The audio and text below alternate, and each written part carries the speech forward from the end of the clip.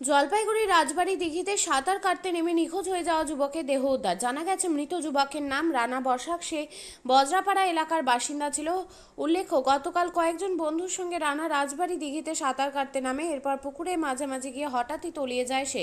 ঘটনার পরে এলাকায় ব্যাপক চাঞ্চল্য ছড়িয়ে পড়ে। খবর পেয়ে ঘটনাস্থলে পৌঁছায় জলপাইগুড়ি কোতোয়ালি থানার পুলিশ। জলপাইগুড়ি পুরসভার ডিজাস্টার ম্যানেজমেন্ট ইউনিট এবং সিভিল ডিফেন্সের কর্মীরা ঘটনাস্থলে উপস্থিত হয়ে ডুবুরি নামিয়ে তল্লাশি শুরু করে। কিন্তু গতকাল সন্ধে পর্যন্ত উদ্ধার কাজ চললেও নিখোঁজ যুবকের কোনো সন্ধান মেলেনি। এরপর এদিন সকাল থেকে ফের উদ্ধার কাজ শুরু হয়। বেশ কিছুক্ষণের চেষ্টায় দেহটি উদ্ধার করা হয়েছে। ইতিমধ্যে ময়না তদন্তের জন্য পাঠানো হয়েছে। এই বিষয়ে পুরসভার চেয়ারম্যান ইন কাউন্সিল স্বরূপ মণ্ডল বলেন, গতকাল সন্ধে পর্যন্ত উদ্ধার কাজ চললে উদ্ধার করা সম্ভব হয়নি। আজকে সকাল 6টা থেকে ফের উদ্ধার কাজ শুরু হয়। অবশেষে দেহটি উদ্ধার করা সম্ভব হয়েছে। তবে সবাইকে বলবো বর্ষার সময় সচেতন থাকতে, যাতে এভাবে কাউকে অকালে চলে যেতে না হয়। স্যার, কতক্ষণের চেষ্টায় কিভাবে উদ্ধার করলেন একটু বলবেন? গতকাল আমরা যেটা পাঁচটা আমরা একটা পয়েন্টে একটা জায়গায় গেছিলাম, সেখান থেকে আমরা জানতে পেরেছি এই নদীতে আমরা ফেরার পথে যে এখানে একটা বাচ্চারা তারা স্নান করতে নেমেছিলেন। তারপর তারা দুই একজনকে উদ্ধার করেছে নিজেরাই, আর দুই একজন তারা চেষ্টা করেছিল তাকে বাঁচানোর জন্য, কিন্তু শেষ পর্যন্ত তাকে বাঁচাতে পারেনি। তারপর আমরা আমাদের অফিসে যা ডিজাস্টার ম্যানেজার সেখানে ফোন গেছে প্রশাসনের মারফতে। সেখান থেকে যাক আমাদের সিভিল ডিফেন্স, এখানকার যেসব টিম আছে, আমাদের কুইক রেসপন্স টিম, আমাদের WBCF, কালকে সেই চেষ্টায় আমরা 4টে থেকে আমরা রাত 7টা পর্যন্ত আমরা চেষ্টা করেছি। আমাদের ডুবুরিও নামানো হয়েছিল, তার সত্ত্বেও আমরা অনেক রাত হয়ে গেছে, তারপরে রাত্রে আমরা অতটা করতে পারিনি। তারপরে আজকে আমরা সকাল থেকে আমরা সেই 6টা থেকে আমরা নেমে পড়েছি। তার পরবর্তীতে আমরা বিভিন্ন রকম প্রসিডিওর যে নিয়মগুলো আমরা জানি, সেই নিয়মের মারফতে বোট ড্রাইভিং করা, ছেলেরা নিচে নেমে সার্চিং করেছে। সেই সার্চিংয়ের মারফতে যে জলে ঢেউে যাক বডিটা যাক কিছুক্ষণ পরে ভেসে উঠেছিল। তারপরে আমরা সেই বডিটাকে উদ্ধার করতে পেরেছি। উদ্ধার করে আমরা মোটামুটি পাড়ে নিয়ে এসেছি। মর্গে পাঠানো হয়েছে? হ্যাঁ, পুলিশ প্রশাসন এসেছিলেন, তাদেরকে মর্গে পাঠানো হয়েছে। বাড়ির লোকজন এখন আমরা দেখিনি, এসছি নিশ্চয়ই, তারা কান্নাকাটি করেছে এখানে। বডিটা কি ফুলে গেছে নাকি? হ্যাঁ, বডিটা মুখটা ফুলে গেছে, হাত পাও ফুলেছে। বলছি সৌরভবাবু, কতক্ষণের চেষ্টায় কীভাবে উদ্ধার করলেন একটু বলবেন? দেখুন, আমরা কালকে বিকেলবেলা খবর পাওয়া মাত্র আমরা জলপাইগুড়ি সিভিল ডিফেন্স অর্থাৎ সিভিল ডিফেন্সের কুইক রেসপন্স টিম, জলপাইগুড়ি পৌরসভা ডিজাস্টার ম্যানেজমেন্ট ইউনিট এবং জলপাইগুড়ি পুলিশ প্রশাসন সকলে মিলে স্থানীয় মানুষদের সহযোগিতায়, স্থানীয় কাউন্সিলর যারা আছে তাদের সকলের সহযোগিতায় আমরা ঝাঁপিয়ে পড়ি।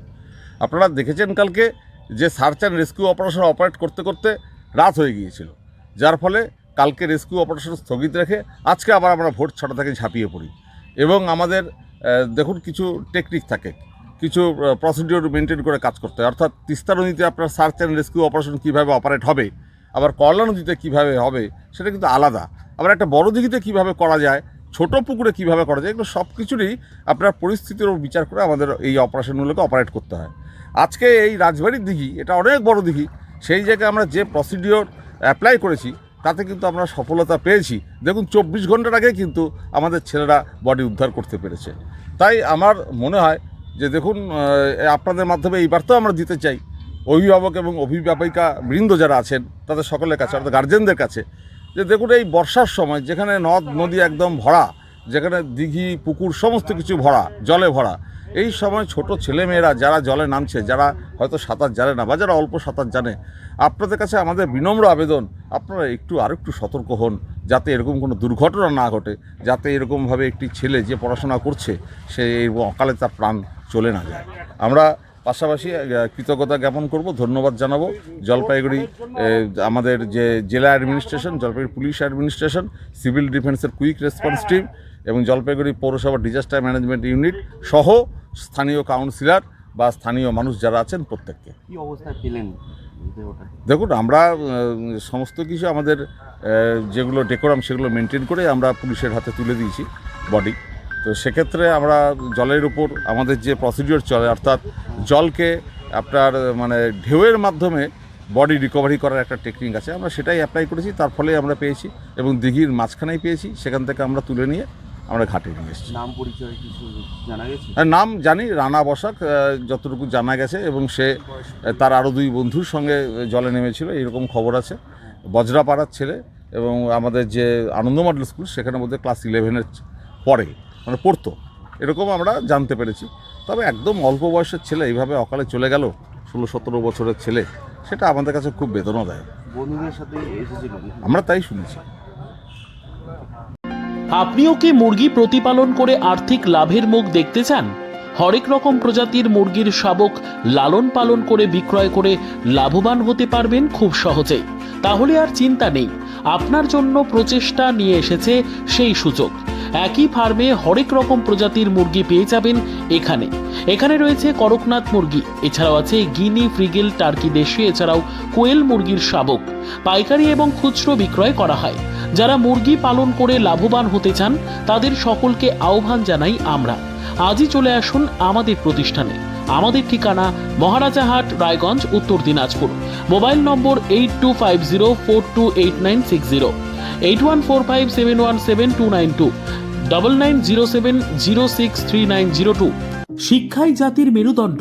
ছোট ছোট শিশুদের প্রাথমিক শিক্ষা পরিপূর্ণ না হলে আগামীতে সেই শিশুরা সঠিক পথে চলতে গিয়ে হোঁচট খায়। শিশুদের এই শিক্ষার প্রয়োজনীয়তাকে সামনে রেখেই গত 1 বছর ধরে পরিষেবা দিয়ে চলেছে জিনিয়াস এডুকেয়ার একাডেমি। শিশুদের অত্যাধুনিক শিক্ষায় শিক্ষিত করে তোলার একমাত্র বিশ্বস্ত প্রতিষ্ঠান এই একাডেমি। এখানে অভিজ্ঞ শিক্ষক শিক্ষিকা দ্বারা যত্ন সহকারে মাতৃভাষা বাংলা মাধ্যমে পড়ুয়াদের শিক্ষা দেওয়া হয়। একেবারে খেলার ছলে বিনোদনমূলকভাবে বাচ্চাদের এখানে পাঠ দেওয়া হয়। পড়াশোনার পাশাপাশি বাচ্চাদের বিনোদনের ব্যবস্থাও রয়েছে এখানে।